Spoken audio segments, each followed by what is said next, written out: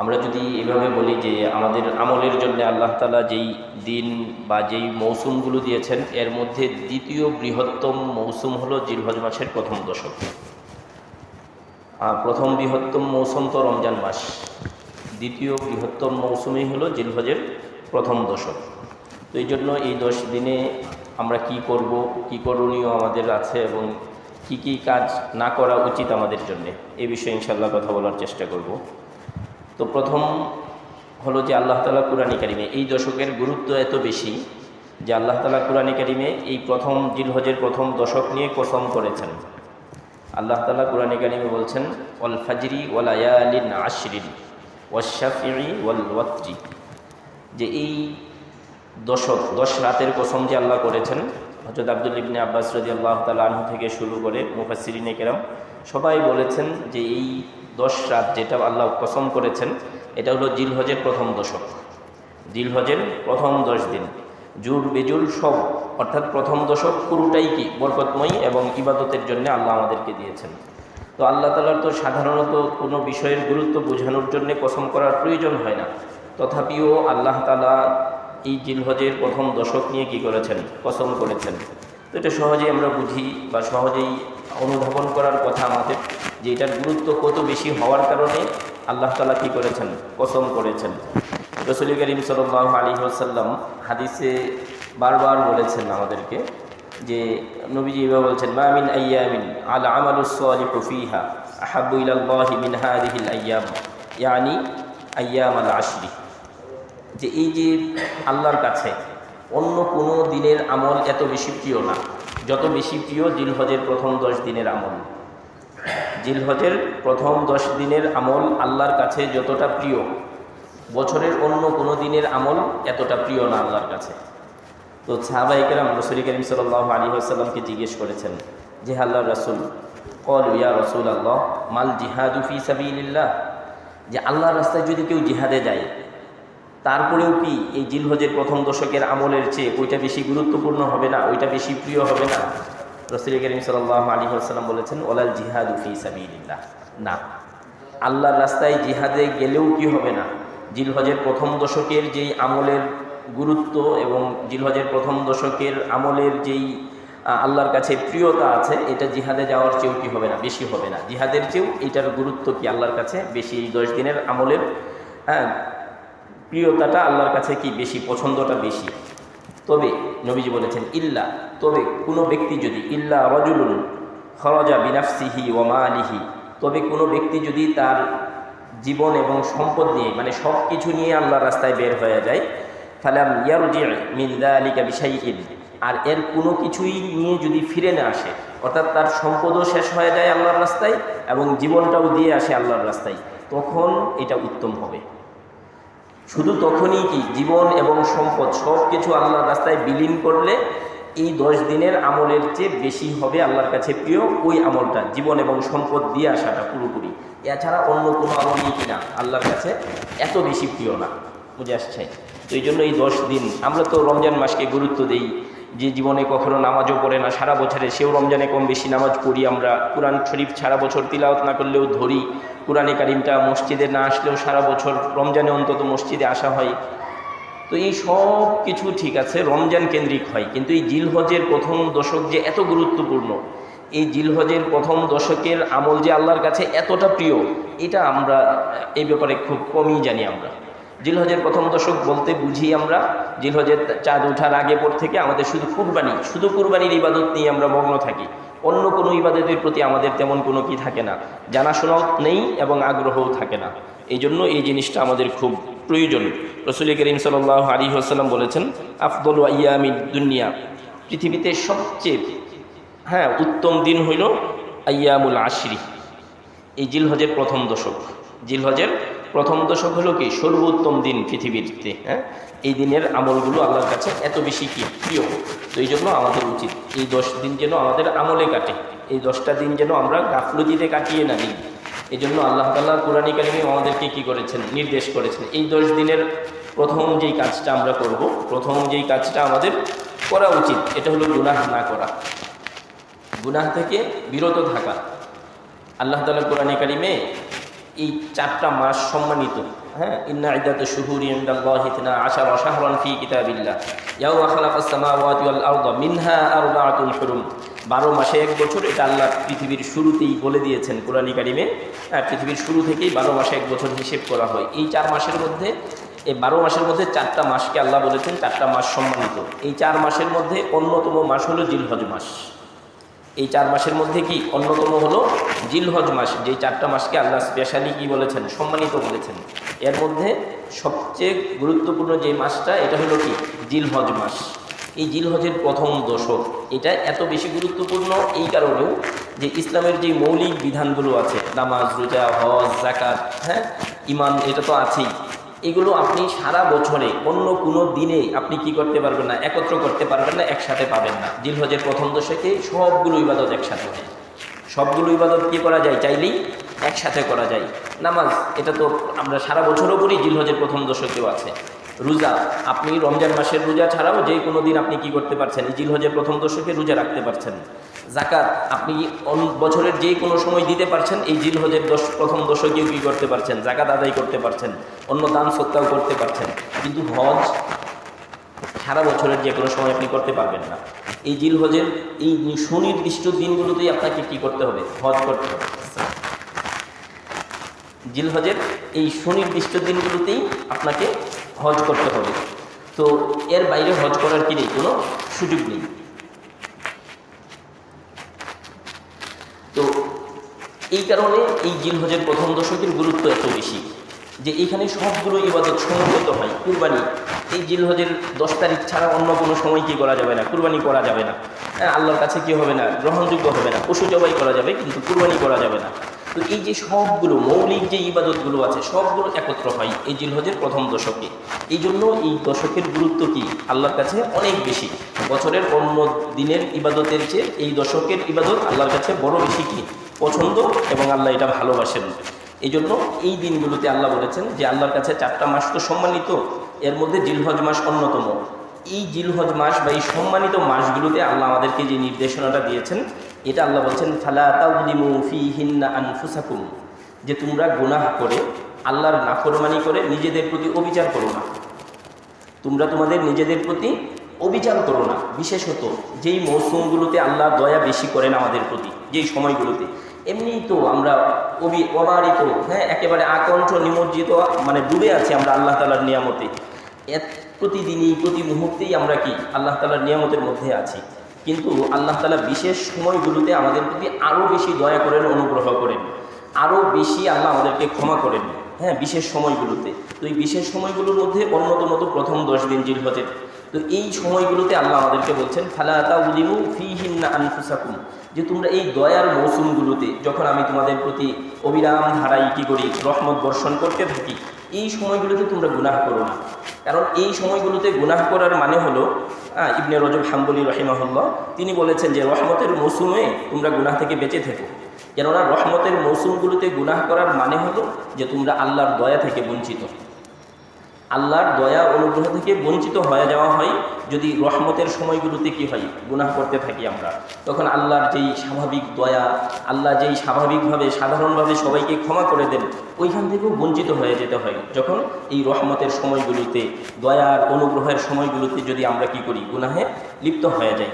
এই জন্য আল্লাহ আমাদেরকে নির্দেশ করছেন যে ফালা তাযলিমু ফীহিন্না আনফুসাকুম, যে তোমরা গুনাহ করে অবিচার করো না নিজেদের প্রতি। আর আমি গুনাহ করা মানে আমি আমার নিজের প্রতি জুলুম করছি। আমাদের একেবারে ব্যক্তিগত জীবন থেকে শুরু করে যত ধরনের, হ্যাঁ, আমাদের পরিসর যত বড়ই হোক, যত বিপর্যয়, সবগুলো গুনার কারণে হয়। ওয়াহারাল ফাসাদু ফিল বাররি ওয়াল বাহরি বিমা কাসাবাত আইদিন নাস, আল্লাহ বলেছেন জলে স্থলে যত বিপর্যয় যা কিছু আছে সব কিছুই কি হয়, তোমাদের হাতের কামাই, গুনাহের কারণে হয়। এই জন্য গুনাহ থেকে আমাদেরকে বেঁচে থাকতে হবে। তো এই প্রথম দশকের বা এই জিলহজ মাসের সবচেয়ে গুরুত্বপূর্ণ যে জিনিসটা আমাদের জন্য, এটা হলো গুনাহ থেকে বেঁচে থাকা। গুনার পরিমাণ যত কমানো যেতে পারে আমাদের, হ্যাঁ, একেবারে আমি নিজের দুর্বলতাটা তো আমার জানা আছে, আমি প্রতিজ্ঞা করি যে আমি অন্তত এই 10 দিন এই গুনাহটা করব না, এই গুনাহটা ছেড়ে দিব। আমি এই 10 দিনে কোনোভাবেই একটা হোক, যে কোনো একটা, হ্যাঁ, দুর্বলতা নিজের যে কোনো একটা অভ্যাস, বদ অভ্যাস, যে আমি এটা ছাড়বো। এই 10 দিনে আমার প্রতিজ্ঞা এটা, যে আমি এই 10 দিনে, ধরেন চোখের গুনাহ, কথার কথা বলছি, যে আমি এই 10 দিনে কোনোভাবেই চোখের কোনো গুনাহ করব না। এটা আমি আমার নিজের সাথে প্রতিজ্ঞা করি, চ্যালেঞ্জ করি, ইনশাআল্লাহ আল্লাহ সহজ করে দিবেন আমাকে। আল্লাহ কি করবেন? অনেক বেশি সহজ করবেন। গুনাহ থেকে বেঁচে থাকাটা আল্লাহর কাছে অনেক বেশি পছন্দের। এই জন্য আমাদের উচিত হলো যে গুনাহ থেকে বেঁচে থাকা, আর যেই কাজটা সাথে সাথে তওবা করতে থাকা, অতীতের গুনার জন্য তওবা করা, যে আল্লাহ আমার ভুল হয়ে গেছে। তওবা খুবই সহজ, আল্লাহর কাছে অনেক পছন্দের আমল। ইন্নাল্লাহা ইউহিব্বুত তাওয়াবিন। যারা বারবার আল্লাহর কাছে তওবা করতে থাকেন, আল্লাহ তাদেরকে বড় বেশি পছন্দ করেন, অনেক বেশি ভালোবাসেন। তওবা করলেই আল্লাহ মাফ করে দেন। আল্লাহ তাআলা চান যেন আমরা আল্লাহর কাছে তওবা করি। আল্লাহ এটা চান, আমাদের ভুল হবেই মানুষ হিসেবে, ত্রুটি বিচ্যুতি নানান ধরনের হতে পারে, আমাদের নানান স্কেলে নানান মাত্রায় হতে পারে ভুল, কিন্তু ভুল হওয়ার পরে এটাতে অটল অবিচল না থাকা, ভুল করতেই না থাকা, মানে এটা র্যান্ডম চলছে, আমি ভুল করছি যে এই অনুভূতিটাই আমার নাই, এমনটা যেন না হয়। বরং ভুল করেছি সাথে সাথে আল্লাহর কাছে ফিরে আসা, যে আল্লাহ আমার ভুল হয়ে গেছে। আল্লাহর কাছে এই জিনিসটা বলতে পারা যে আল্লাহ আমার ভুল হয়ে গেছে, এটা আল্লাহ অনেক বেশি খুশি হন, এবং আল্লাহ বান্দা থেকে শুধু এটাই চান। এই জন্য আল্লাহ আমাদেরকে বলছেন যে তোমরা তুবু ইলাল্লাহি তাওবাতান নাসুহা, যে তোমরা সত্যিকার অর্থেই তওবা করো। তুবু ইলাল্লাহি জামিআন আইয়ুহাল মুমিনুনা লাআল্লাকুম তুফলিহুন, যে তোমরা সবাই মিলে তওবা করো যদি তোমরা সার্থকতা চাও, যদি তোমরা সফলতা চাও দুনিয়া এবং আখিরাতে, তোমরা যদি সুন্দরভাবে নিরাপত্তার সাথে নিরাপদে জীবনযাপন করতে চাও, তাহলে সবাই মিলে আমার কাছে তওবা করো। আল্লাহ এইভাবে আমাদেরকে কী করছেন? ডাকছেন। তো এই প্রথম 10 দিনে আমরা বেশি করে কী করবো? ইনশাআল্লাহ গুনাহ তো ছাড়বই, তওবা করবো আল্লাহর কাছে। আর তওবাকারীকে আল্লাহ বড় বেশি কী করেন? পছন্দ করেন। নবীজি বলেছেন আত্তাইবু মিনাজ যামবি কামাল্লা যামবালা, যে ব্যক্তি তওবা করে সে যেন কোনো গুনাহই করে নেই, একেবারে নিষ্পাপ করে দেন আল্লাহ তাআলা। আর গুনাহ যত বেশিই হোক, আল্লাহ রাসূল সাল্লাল্লাহু আলাইহি ওয়াসাল্লাম তো এইভাবে বলেছেন যে বান্দা তুমি যদি, আল্লাহ হাদিসে কুদসিতে এইভাবে বলেছেন যে তুমি যদি একেবারে আসমান জমিন ভরেও গুনাহ করো, আর তুমি যদি শিরক না করো আমার সাথে, হ্যাঁ, তুমি যদি আমার কাছে তওবা করো, তুমি যদি মাফ চাও, আমি কাউকে ফালা উবালি, আমি কাউকে পরোয়া করি না, তোমাকে ক্ষমা করে দিবে। মানে আমার গুনাহ যত ধরনেরই হোক, যত বিস্তৃতই হোক, যত বড়ই হোক, যত ঘৃণিতেই হোক, যত জঘন্যই পাপ আমি করি, কিন্তু আমি যদি আল্লাহর কাছে সত্যিকার অর্থে তওবা করি, নিজেকে যদি সঁপে দিতে পারি, নিজের ভুলটা যদি আল্লাহর কাছে স্বীকার করতে পারি, আল্লাহ বিন্দু পরিমাণ কী করেন না, বিলম্ব করেন না আমাকে ক্ষমা করে দিতে। এই জন্য আমাদের উচিত হলো এই প্রথম দশকে বেশি পরিমাণে আল্লাহর কাছে কী করা? তওবা করা, ইস্তিগফার করা। আল্লাহ যেন আমাদের তৌফিক দান করেন। তো এই প্রথম দশকের প্রথম যেই কাজটা আমাদের জিলহজের প্রথম দশকে, এটা হলো যে গুনাহ থেকে বিরত থাকা এবং তওবা করতে থাকা আল্লাহর কাছে। আল্লাহ যেন আমাদের সবাইকে তৌফিক দান করেন। দ্বিতীয় যেই আমলটা এই দশকে আমরা করব ইনশাআল্লাহ, এটা হলো যে রাত জেগে ইবাদত করা। রাত জেগে ইবাদত করা মানে নেক আমলের পরিমাণ বাড়ানো, নেক আমলের পরিমাণ বাড়ানো। আর রাত জেগে ইবাদত করার কথা কেন বলছি? যে রাত জেগে ইবাদত করা, এটা হলো যে একজন তাবিঈ ছিলেন, তিনি বলছিলেন যে লা তুতফিউ সুরুজাকুম লায়ালিয়াল আশরি, লা তুতফিউ সুরুজাকুম, যে তোমরা তোমাদের বাতিগুলা নিভাবা না, হ্যাঁ, লায়ালিয়াল আশরি, এই জিলহজের প্রথম দশকে রাতের বেলায় তোমরা জেগে থাকবা, রাত জেগে কি করবা? ইবাদত করবা। ইবনুল আসাকির রাহিমাহুল্লাহ তিনি এই জিলহজের প্রথম, রমজানের তো শেষ দশকে এতেকাফে বসতে নেই, জিলহজের প্রথম দশকেও এতেকাফে বসে যেতেন, নফল এতেকাফেটা, যেন ইবাদত বন্দিগি বেশি করা যায়, যেন কি করা যায়? ইবাদত বন্দিগি বেশি করা যায়। এবং এই হযরত আবু হুরায়রা রাদিয়াল্লাহু তাআলা আনহু থেকে বর্ণনা যে রাসূল কারীম সাল্লাল্লাহু আলাইহি ওয়াসাল্লাম বলেছেন ইয়াউদিলু সিয়ামু কুল্লি ইয়াউমিন, যে এই জিলহজের প্রথম দশকের প্রথম 9 দিনের রোজা, হ্যাঁ, এটা মিনহা বিসিয়ামি সানাতিন, এক দিনের রোজা 1 বছর রোজা রাখার সমপরিমাণ নেকি। জিলহজের প্রথম দশকের প্রথম 9 দিনের রোজা, এক দিনের রোজা 1 বছর রোজা রাখলে যেই নেকি, এই জিলহজের প্রথম 9 দিনের কোনো একদিনও যদি কেউ রোজা রাখে 1 বছর রোজা রাখার নেকি সে পাবে। এবং ওয়াকিয়ামু কুল্লি লাইলাতিন মিনহা, আর এই রাতগুলোর যে কোনো রাতে কেউ যদি রাত জেগে ইবাদত করে, রাসূল কারীম সাল্লাল্লাহু আলাইহি ওয়াসাল্লাম বলেছেন বিকিয়ামি লাইলাতিল কদরি, লাইলাতুল কদরে ইবাদত করলে যেই নেকি, আল্লাহ তাআলা সেই নেকি দান করেন কেউ যদি জিলহজের প্রথম দশকের কোনো এক রাতে রাত জেগে ইবাদত করে। মানে এত নেকি আর এত গুরুত্বপূর্ণ সময় হলো এই জিলহজের প্রথম দশক। আল্লাহ এইভাবে আমাদেরকে কী করেছেন? সুযোগ করে দিয়েছেন ইবাদত বন্দিগি করবার এবং গুনাহগুলো মাফ করার। এই জন্য আমরা ইনশাআল্লাহ যতটুকু সম্ভব হয় আমরা রাত জেগে কী করার চেষ্টা করব? ইবাদত করার চেষ্টা করব। এই সময়ে আলহামদুলিল্লাহ আমাদের ছুটিও থাকে, কাজের চাপও কম থাকে। আমরা যদি একটু খেয়াল করে ইবাদতের দিকে মনোনিবেশ করি, ইনশাআল্লাহ জীবনে বরকত আসবে। হ্যাঁ, জীবনের আমরা আল্লাহর কাছে যেই অপ্রাপ্তিগুলো আছে এগুলো চেয়ে চেয়ে কী করবো, আল্লাহ থেকে নেওয়ার চেষ্টা করবো ইনশাআল্লাহ। আল্লাহ যেন আমাদের রাত জেগে ইবাদত করবার তৌফিক দান করে দিন। তো তৃতীয় যেই আমলটা করব এটা হলো যে এই 10 দিন, হ্যাঁ, আল্লাহর কাছে তো জিকির করাটা এমনিতেই অনেক বেশি পছন্দের, এবং আল্লাহ তাআলা আমাদেরকে ইবাদতের ব্যাপারে যে নির্দেশনাগুলো দিয়েছেন, জিকিরের ব্যাপারে আল্লাহ তাআলা বলেছেন যে ওয়াজকুরুল্লাহা কাসীরা, যে তোমরা আল্লাহর জিকিরটা বেশি পরিমাণে করো। নামাজ বাস 5 ওয়াক্ত পড়লেই, আর না পড়লেও এই ব্যাপারে আমাদের কোনো ইয়া নেই, কিন্তু জিকিরের ব্যাপারে আল্লাহ বলেছেন যে তোমরা জিকিরটা কী করো, বেশি পরিমাণে করো। যে আল্লাহর স্মরণ, এটা তো কষ্টেরও কিছু না। হ্যাঁ, আমি অবসর সময়টা, আমার কাজের সময় তো আমি কাজ করবই, কিন্তু অবসর সময় যেই সময়টা আছে এই সময়টা যদি আমি জিকির করি, কাজের ফাঁকে ফাঁকে করি, মানে আল্লাহর কাছে এটা বড় বেশি পছন্দের। এবং আল্লাহ তাআলা বলছেন ফাযকুরুনি আযকুরকুম, যে তুমি আমাকে স্মরণ করো, আমি তোমাকে স্মরণ করব।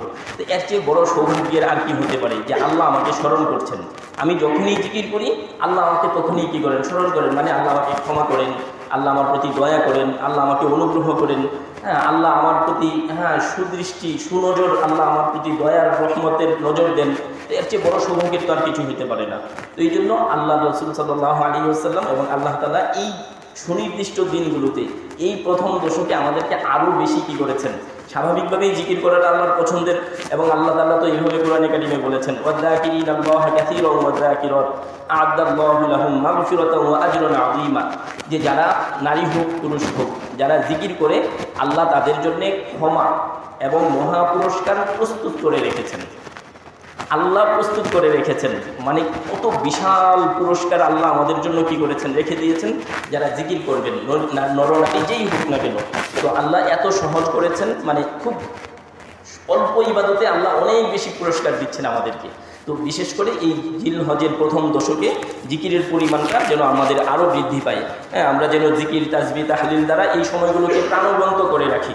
হ্যাঁ, তো আল্লাহ আমাদেরকে বলছেন ওয়াযকুরু ইসমাল্লাহি ফি আইয়ামিন মা'দুমাত, এই যে সুনির্দিষ্ট দিনগুলো আছে, হ্যাঁ, জিলহজের প্রথম দশকে, হজের মৌসুমে, এই সময়গুলোতে তোমরা কি করবা, আল্লাহর নামটা বেশি পরিমাণে নিবা, বেশি করে জিকির করবা। রাসূল কারীম সাল্লাল্লাহু আলাইহি ওয়াসাল্লাম এক হাদিসে বলেছেন, ওই হাদিস আল্লাহ রাসূল সাল্লাল্লাহু আলাইহি ওয়াসাল্লাম বলেছেন যে জিলহজের প্রথম দশকের আমলের মতো এত প্রিয় আমল আল্লাহর কাছে আর কোনোটা নাই। হ্যাঁ, তো সাহাবায়ে কেরাম বলেছেন যে আল্লাহ রাসূল, আল্লাহ রাস্তায় জিহাদে গেলেও না? নবীজি বলেছেন যে না, তবে যে ব্যক্তি জিহাদে যাবে, জীবন দিয়ে দিবে, তারটা ভিন্ন। এছাড়া বাকি সব কিছুর উপরে এই জিলহজের প্রথম দশকের আমল। এরপরে শেষ অংশে রাসূল কারীম সাল্লাল্লাহু আলাইহি ওয়াসাল্লাম বলেছেন ফাআকতিরুহিন্না মিনাত তাহলিলি ওয়াত তাহমিদি ওয়াত তাসবিহি ওয়াত তাহমিদি। রাসূল কারীম সাল্লাল্লাহু আলাইহি ওয়াসাল্লাম বলেছেন এই দশকে ফাআকতিরু ফীহিন্না, এই দশকের মধ্যে তোমরা বেশি করে কি করো, তাহলিল কালিমা করো, লা ইলাহা ইল্লাল্লাহ। এই প্রথম দশকে আল্লাহ আমাদেরকে, রাসূল কারীম সাল্লাল্লাহু আলাইহি ওয়াসাল্লাম বলেছেন বেশি পরিমাণে কি করার জন্যে, লা ইলাহা ইল্লাল্লাহর জিকির করার জন্যে। তাহমিদ, তাহমিদ মানে হলো আলহামদুলিল্লাহ করার জন্যে। তাকবীর পড়তে বলেছেন, আল্লাহু আকবার পড়তে বলেছেন, তাসবিহ সুবহানাল্লাহ পড়তে বলেছেন। তো এই প্রথম দশকে যেন আমার জিকির দিয়ে আমি যেন পুরো সময়টা কি করতে পারি, আলোড়িত করে ফেলতে পারি, নিজের ভেতরটাকে যেন কি করতে পারি, পঙ্কিলতা মুক্ত করে ফেলতে পারি জিকির করতে করতে। এই প্রতিজ্ঞাটা আমরা করি ইনশাআল্লাহ, যে এই প্রথম দশকে অনর্থক কথা বলবো না, অনর্থক কাজ করব না, অনর্থক ঘোরাফেরা করব না। আমার প্রয়োজনীয় কাজগুলো সারবো, প্রয়োজনীয় কথাগুলো সারবো, কিন্তু বাকি সময়টা আমি জিকির করব। কোনোভাবেই কি করব না, জিকিরের এই সুযোগটা মিস করব না ইনশাআল্লাহ। আল্লাহ যেন আমাদের তৌফিক দান করেন। তো তৃতীয় যে আমলটা করবো এই প্রথম দশকে, এটা হলো জিকির তাসবিহ তাহলিল দ্বারা এই সময়টাকে প্রাণবন্ত করে রাখবো ইনশাআল্লাহ। এরপর চতুর্থ যে আমলটা আমরা করব, এটা হলো অধিক হারে দোয়া করা। রাসূল কারীম সাল্লাল্লাহু আলাইহি ওয়াসাল্লাম এই দিনগুলোতে বেশি পরিমাণে দোয়া করতেন, বেশি পরিমাণে দোয়া করতেন। কানা রাসূলুল্লাহ সাল্লাল্লাহু আলাইহি ওয়াসাল্লাম ইকতিরুদ দুআ ফি আশরি যিলহিজ্জাহ, জিলহজের প্রথম দশকে রাসূল কারীম সাল্লাল্লাহু আলাইহি ওয়াসাল্লাম অনেক বেশি দোয়া করতেন। এই সময়ের দোয়াগুলো আল্লাহ তাআলা কবুল করেন বেশি। এই জন্য আমাদের কী করা চাই, এই সময়গুলোতে দোয়া করা চাই। আমাদের যত ধরনের পেরেশানি আছে, হ্যাঁ, যত ধরনের আমাদের অপ্রাপ্তি আছে, এগুলো যেন আমরা গুছিয়ে নিতে পারি, এগুলো যেন আমরা কি করতে পারি, এই সময়টাতেই ঠিকঠাক করে নিতে পারি। আল্লাহর সাথে সম্পর্কটা যেন আরও সুন্দর করতে পারি। দোয়ার মাধ্যমে আল্লাহর সাথে সম্পর্ক সুন্দর হয়, আরও নিবিড় হয় আমাদের সম্পর্কগুলো দোয়ার মাধ্যমে। দোয়া এটা স্বতন্ত্র একটা ইবাদত, দোয়া এটা আলাদা একটা ইবাদত।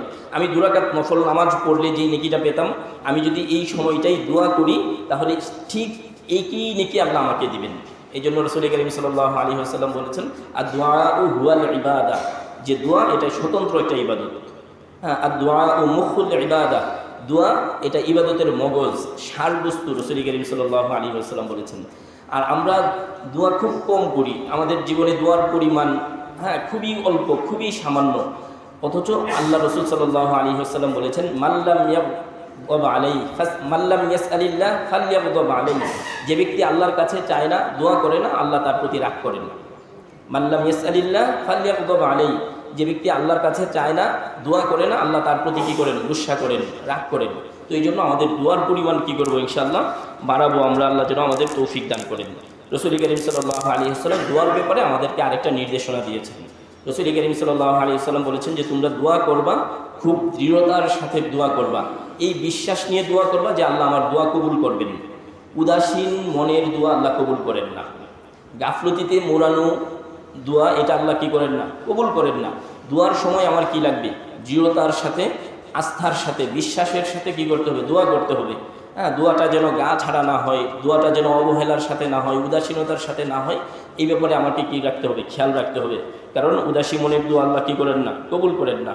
রাসূল করিম সাল্লাল্লাহু আলাইহি ওয়াসাল্লাম আরেক হাদিসে বলেছেন, সত্যবাদী আত্মা যেটা, সত্যবাদী আত্মা এবং মানুষের ভালো দোয়া, উত্তম দোয়া, এগুলো এমন বাহিনী আল্লাহ তাআলার যে এগুলো কখনো পরাজিত হয় না। অর্থাৎ আল্লাহ তাআলা দোয়া কবুল করেন, আল্লাহ তাআলা দোয়া কবুল করেন। এবং আল্লাহ কোরআনে কারিমে আমাদেরকে এইভাবে বলেছেন, উজিবু দাওয়াতাদ দাঈ ইযা দাআন, কেউ যদি একবারও আল্লাহকে ডাকে, মানে আল্লাহর কাছে চায়, আল্লাহর কাছে প্রার্থনা করে, দোয়া করে, আল্লাহ তার ওই ডাকেই সাড়া দেন। অতএব আমাদের হতাশ হওয়ার কিছু নাই। অনেকেই ভাবি যে আমার দোয়া কি আল্লাহ শুনবেন, এটা একটা ওয়াসওয়াসা, এবং শয়তান আমাকে আল্লাহ থেকে দূরে সরিয়ে দেয় এই কথাটা স্মরণ করায় দিয়ে। শয়তান আমাকে আল্লাহ থেকে বিচ্ছিন্ন, বিক্ষিপ্ত করে দূরে সরিয়ে দেয়।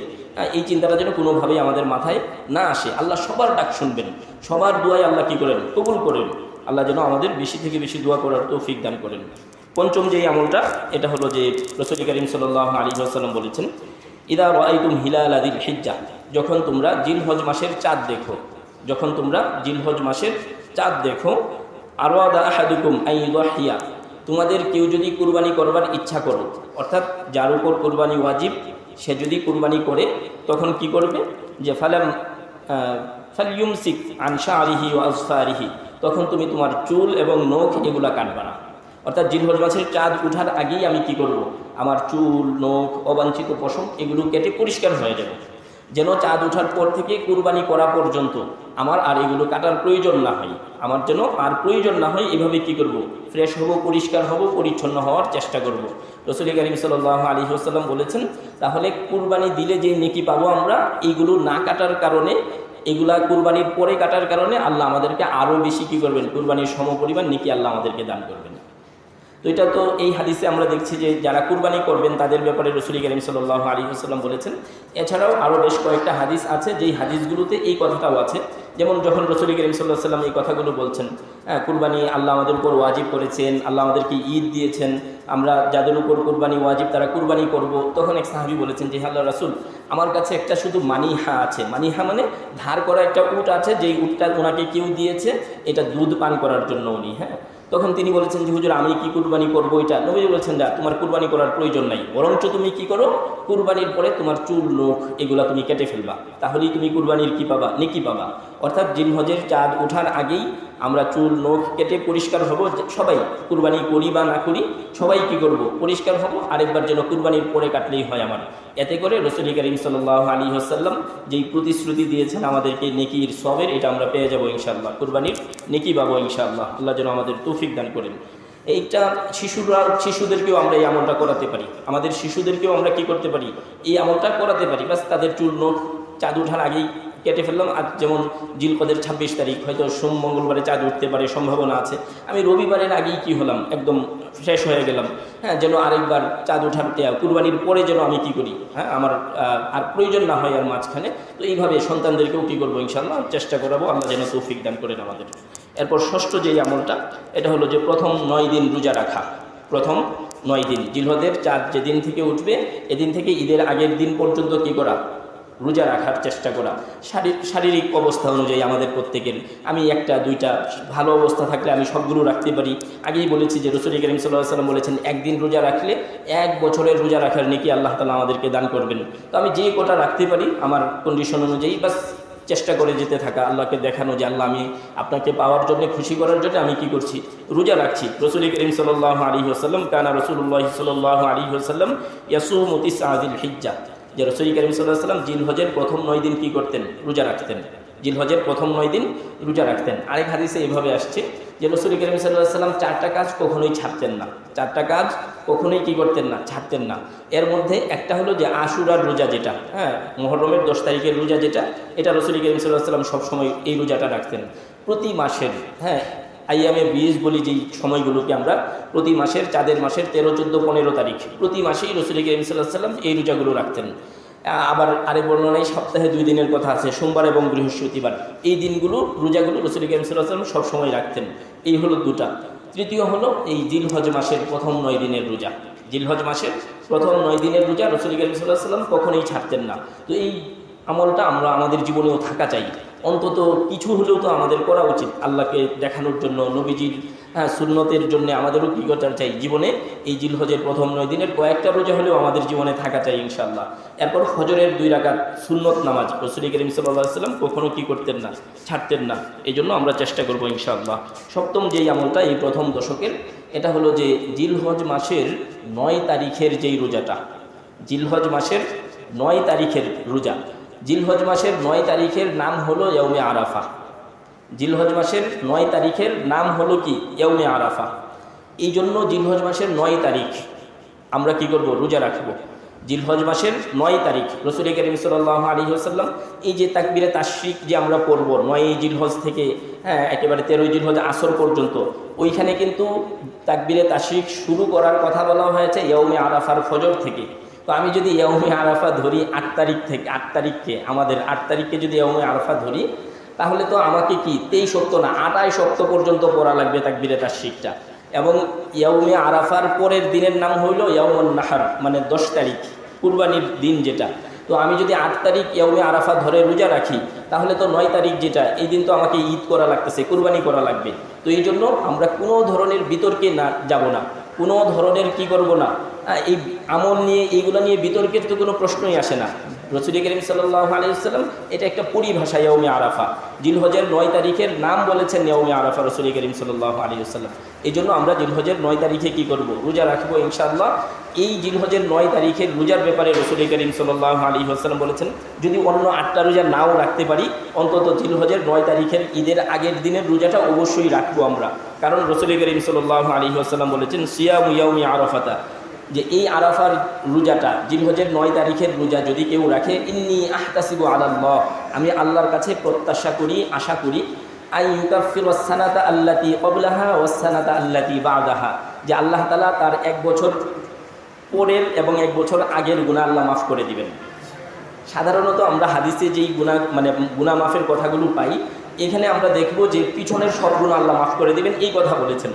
যেমন রমজানে কেউ রোজা রাখলে পিছনের সব গুনাহ, তারাবি পড়লে সব গুনাহ, লাইলাতুল কদরে ইবাদত করলে সব গুনাহ, পিছনের সব গুনাহ বলেছেন। গুফিরা লাহু মা তাকাদ্দামা মিন যামবি, মানে তার পিছনের সব গুনাহ মাফের কথা বলেছেন। কিন্তু এই আরাফার রোজার ব্যাপারে আল্লাহ তাআলা এই পুরস্কার আমাদেরকে দিচ্ছেন যে সামনের আরও 1 বছর, অর্থাৎ আমি যে আরও 1 বছর যদি জীবিত থাকি, ওইখানে যদি আমার কোনো ত্রুটি বিচ্যুতি হয় অনিচ্ছাই, তো আল্লাহ এগুলো আমাকে কি করবেন, অগ্রিম মাফ করে দিচ্ছেন আল্লাহ তাআলা আমাকে। তো মুফাসসিরিন মুহাদ্দিসিন কেরামের কেউ কেউ এইভাবে বলেছেন, এটা একটা ব্যাখ্যা, এটা জাস্ট একটা কি ব্যাখ্যা, যে ওনারা বলেছেন এই যে আল্লাহ 1 বছর সামনের 1 বছরের গুনাহ মাফ করে দেওয়ার কথা বলেছেন, এর মানে আশা করা যায় যে এই লোকটা আরও 1 বছর বাঁচবেন। এটা জাস্ট একটা ব্যাখ্যা, যে আশা করা যায় কি, যে তিনি আরও 1 বছর কি পেতে পারেন, হায়াত পেতে পারেন, এটা একটা আশা করা যায়। ওনারা এইভাবে কি করেছেন, এটা একটা ব্যাখ্যা করেছেন, যে আল্লাযী ক্বাবলা সানাতা বা'দাহা ওয়াল্লাযী ক্বাবলা সানাতা, যে পূর্বের 1 বছর পরের 1 বছর যেহেতু আল্লাহ বলেছেন, আল্লাহ রাসূল সাল্লাল্লাহু আলাইহি ওয়াসাল্লাম বলেছেন, তো এটা আশা করা যেতে পারে। তো এই জন্য আমরা এই দিনটার কি করব, বিশেষ গুরুত্ব দেব ইনশাআল্লাহ। রাসূল করিম সাল্লাল্লাহু আলাইহি ওয়াসাল্লাম আরেক হাদিসে বলেছেন, মান সাওমা ইয়াওমা আরাফাতা গুফিরা লাহু সানাতাইনি মুতাতাবিআইনি, যে আল্লাহ তাআলা কেউ যদি আরাফার রোজা রাখে জিলহজের 9 তারিখের, তো আল্লাহ তাআলা ধারাবাহিকভাবে 2 বছরের তার গুনাহ কি করবেন, ক্ষমা করে দিবেন। এই জন্য আর এই জিলহজের 9 তারিখের দোয়া আল্লাহ কবুলও করেন অনেক বেশি। এই জন্য আমরা রোজা রেখে যদি দোয়া করি, তাহলে দোয়া কবুলের সম্ভাবনা আরও বেশি কি পায়, বৃদ্ধি পায়। আল্লাহ যেন আমাদের তৌফিক দান করেন। এরপর জিলহজের 9 তারিখ, অষ্টম যেই আমলটা আমরা শুরু করব, এটা হলো জিলহজের 9 তারিখ থেকে ফজর থেকে তাকবীরে তাশরিক পড়া, তাকবীরে তাশরিক পড়া। একেবারে 13 তারিখ আসর পর্যন্ত এই আল্লাহু আকবার লা ইলাহা ইল্লাল্লাহু আল্লাহু আকবার ওয়ালিল্লাহিল হামদ, এটা প্রত্যেক ফরজ নামাজের পরে নারী পুরুষ সবার জন্যেই, আমি ঘরে পড়ি, মসজিদে পড়ি, হ্যাঁ যেখানেই থাকি, সফরে থাকি, যেখানেই থাকি, এই 4 দিন আমরা কি করব ইনশাআল্লাহ এই তাকবীরে তাশরিকটা পড়ব প্রত্যেক ফরজ নামাজের পর একবার করে, পুরুষ উচ্চ স্বরে একবার পড়বেন। এটা যে কেউ যে কোনো অবস্থাতেই থাকি। আরেকটা হলো, যদি এই দিনগুলোতে কারো কোনো নামাজ কাজা হয়ে যায় আর কি, তখন এই দিনগুলোর মধ্যে যদি ওই কাজা নামাজটা তিনি আদায় করেন, তখন তাকবীরে তাশরিকটা পড়া লাগবে। আর এই দিনগুলোতে যদি আদায় না করে পরবর্তীতে করেন, তাহলে আর তাকবীরে তাশরিকটা পড়া লাগবে না। এরপর যেই আমলটা, এটা হলো কুরবানি করা। কুরবানির যেই ব্যাপারটা থাকে, এটা তো আল্লাহ যাদের উপর ওয়াজিব করেছেন, সামর্থ্য আছে, সবাই আমরা কুরবানি করবো ইনশাআল্লাহ। তো কুরবানির ব্যাপারে যেই কথাটা, আমরা অনেকেই সন্দিগ্ধ থাকি, দ্বিধাদ্বন্দ্বে থাকি যে আমার উপর কুরবানি ওয়াজিব হয়েছে কিনা। এই ব্যাপারটা হলো কি এমন, আমি একেবারে পরিষ্কার করি 1 মিনিটেই।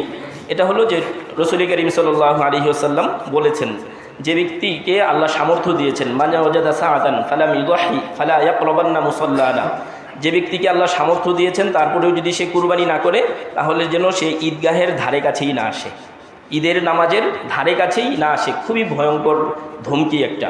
তো এই জন্য আমাদের পরিষ্কার জানা উচিত যে কুরবানিটা আমার উপর ওয়াজিব কিনা। যদি আমার সামর্থ্য এমন হয় যে কুরবানির 10, 11, 12 জিলহজ মাসের 10 তারিখ, 11 তারিখ, 12 তারিখ, জিলহজ মাসের 10 তারিখের ফজর থেকে 12 তারিখ সন্ধ্যা পর্যন্ত, সূর্যাস্ত পর্যন্ত যদি আমার কাছে এই পরিমাণ সম্পদ থাকে, সম্পদ আসে আমার কাছে এই পরিমাণ, যেই সম্পদের মূল্য 52.5 তোলা রূপার সমপরিমাণ হয়। 52.5 তোলা রূপার সমপরিমাণ। আজ থেকে 7-8 দিন আগে রূপার দাম ছিল 3,400 টাকা ভরি, সেই হিসেবে 1,78,500 টাকা প্লাস মাইনাস, এখন তো হবেই দাম যেহেতু উঠানামা করে।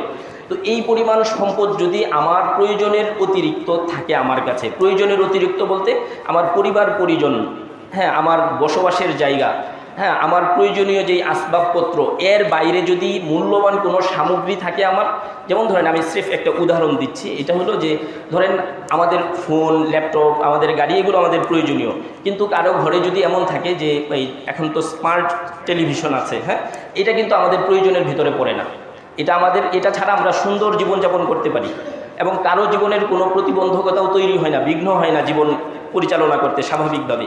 তো এইরকম দামি যেই ব্যাপারগুলো আছে, যেগুলো আমার এমনও আছে যে সারা বছরে আমার ঘরে এমন আসবাবপত্র আছে যেটা সারা বছরেও আমার প্রয়োজন হয় না, এই যে আসবাবপত্রগুলো যেগুলো আমার প্রয়োজনের অতিরিক্ত, এইগুলোও কুরবানির নেসাবের মধ্যে হিসেবে আসবে, কুরবানির হিসেবে আসবে। আমার একটা জায়গা ধরেন যে এটা আমার প্রয়োজন নাই, জায়গাটার প্রয়োজন নাই বলতে এটা আমি কিনে রেখে দিয়েছি, এমনিতেই পড়ে আছে, এখানে আমি বসবাসও করি না, এখান থেকে ফসলও আসে না, কিচ্ছু না, ওইটাও কুরবানির নেসাবে হিসেবে আসবে। তো এইভাবে যার কাছে কুরবানির এই সময়টাতে 10ই জিলহজ ফজর থেকে 12ই জিলহজ সূর্যাস্ত পর্যন্ত 1,80,000 ধরি আমরা, এই পরিমাণ সম্পদের, এটা স্বর্ণ, রূপা, টাকা পয়সা, ব্যবসায়িক পণ্য, এই সব কিছু সহ প্রয়োজনের অতিরিক্ত যেই সম্পদ আছে, এইগুলার মিলে যদি এই পরিমাণ সম্পদের মালিক আমি হই, বিশেষ করে আমাদের তো আছে, আমাদের মা বোনদের ব্যাপারেও আমাদের সতর্ক হওয়া উচিত, আমাদের ওনাদের ইবাদতের ব্যাপারেও আমাদের দায়িত্বশীল হওয়া উচিত।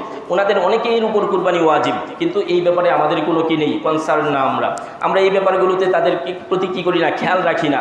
তো আমাদের যার কাছেই এরকম সম্পদ থাকবে তার উপরেই কুরবানি ওয়াজিব, তার উপরেই কি কুরবানি ওয়াজিব। যদি কুরবানি না করা হয় তাহলে আল্লাহ কি করবেন, কঠিনভাবে পাকড়াও করবেন। নবীজি বলেছেন যে ধারে কাছেও আসবে না তোমরা ঈদগাহের।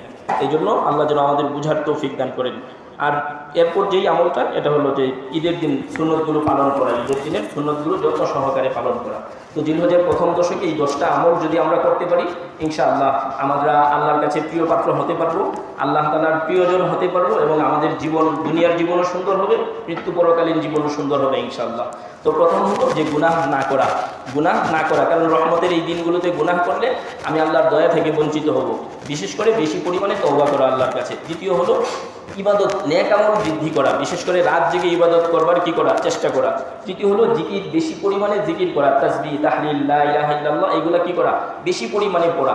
বিশেষ করে আল্লাহু আকবার, আল্লাহ তাকবীরে তাশরিক যেটা আমরা পড়ি, এটা তো প্রথম জিলহজের 9 তারিখ থেকে 13 তারিখ আসর পর্যন্ত পড়বই। এছাড়াও মাঠে ঘাটে বাজারে সব জায়গায় কি করব, এটা পড়ার চেষ্টা করবো ইনশাআল্লাহ, মৃদু আওয়াজে, অন্যদেরকে যেন অসুবিধা না হয়, এইভাবে যেন অন্যরা শুনতে পারেন, অন্যদের যেন মনে হয়। কারণ এই দিনগুলোতে আল্লাহ স্পেশালভাবে আমাদেরকে জিকির জিকির করতে বলেছেন। এরপর হলো অধিক হারে দোয়া করা, চুল নখ মুছ এগুলা চাঁদ ওঠার আগেই কেটে ফেলা, এরপরে কুরবানি দিয়ে যেন আরেকবার কাটি আমরা, তাহলে কুরবানির সমপরিমাণ নেকি পাবো। প্রথম 9 দিন রোজা রাখার চেষ্টা করা, বিশেষত জিলহজের 9 তারিখ ঈদের আগের দিন রোজা রাখবো ইনশাআল্লাহ। আল্লাহ আগের এবং পরের 1 বছরের গুনাহ মাফ করে দিবেন। আর তাকবীরে তাশরিক করা, যাদের উপর কুরবানি ওয়াজিব